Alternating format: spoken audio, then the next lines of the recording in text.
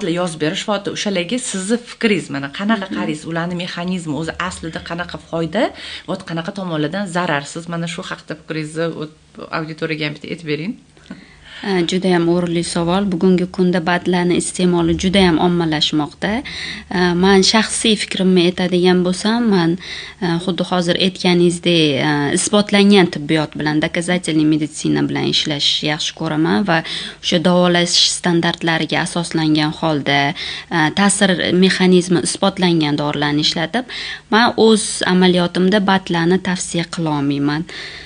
Shuning uchun endi mana nega agar u isbotlangan bo'lganda bizning standartlarga kirgan bo'lardi-ku. Misol uchun bizani davlat standartlarini o'sha protokollarning ustida qanaqa bizning ustozlarimiz, professorlar o'tirishadi-da, ular bekorga ham shuni kirgizishmayapti deyman. Men har doim mana batla yozib bering, patsientlarga batla yozib bering menga.